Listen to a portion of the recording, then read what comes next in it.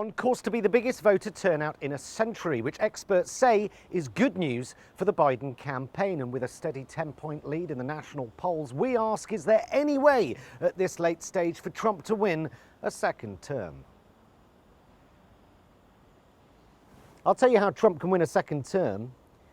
With news stories like this one. Tim, the headlines tonight: foregone conclusion, hashtag Trump is losing, fat chubby orange man bad is going to lose, and now the weather. Have we all just forgotten what happened last time? Experts, the polls.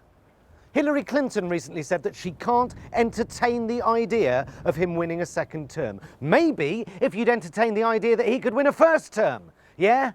Trump doesn't just go away because you can't understand why anyone would vote for him. You can't win an election by sticking your fingers in your ears. This is how Trump got here. Republicans assumed Trump couldn't win the nomination. The Democrats and the world's media assumed he couldn't win the presidency. And as we all now know, assumption is the mother of all fuck-ups.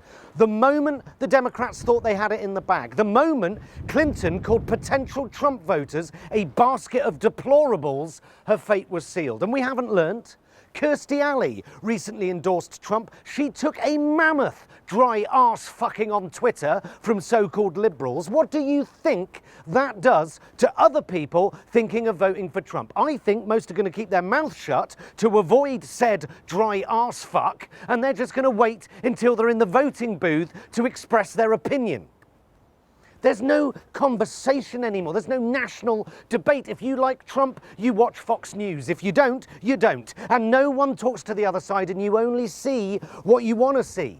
Politics, it's no longer about a rational choice. It's about tribal affiliation. There's no ideology.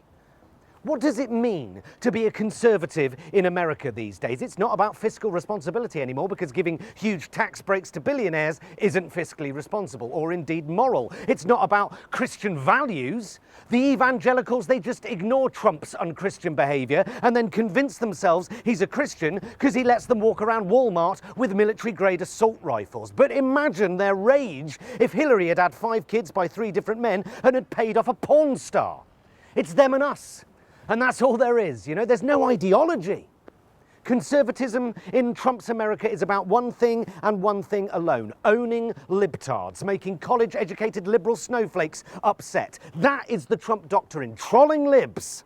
And then there's the Democrats, different side to the same coin. What do the Democrats stand for? Look at this election. What do they stand for? Beating Trump, because he's a thug and he's rude and he's uneducated, as well as being a demonstrable bigot. But beating Trump is not a political ideology. I'm sorry, it's not. What do you stand for? We stand against Trump. Now that's reason enough for someone like me who thinks Trump is a fat, narcissistic, despotic bubble of spunk. But it's not me you're trying to persuade.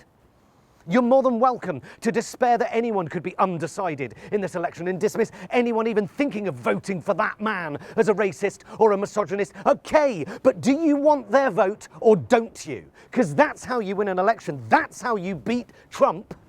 What about those people who think Trump is a fucking idiot, but who've found it a bit easier to put food on their table under him than they did under Obama? What about them?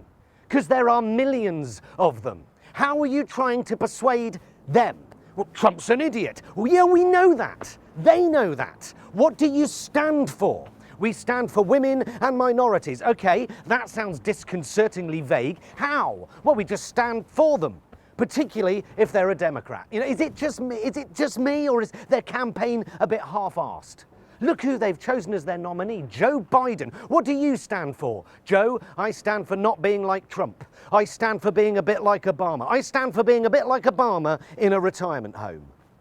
Maybe Joe Biden is the double dose of Valium America needs right now. Just fucking set the dial back to vanilla and everyone can just take a breath.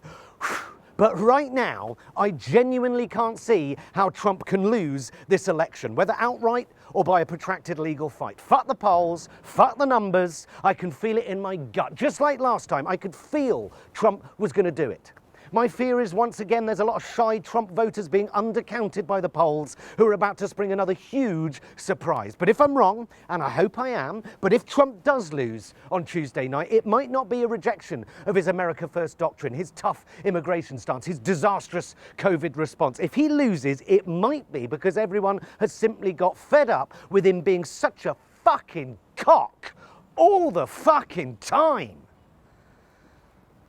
Well, with days to go, both candidates are frantically crisscrossing the country, hitting the swing states. Florida is the one.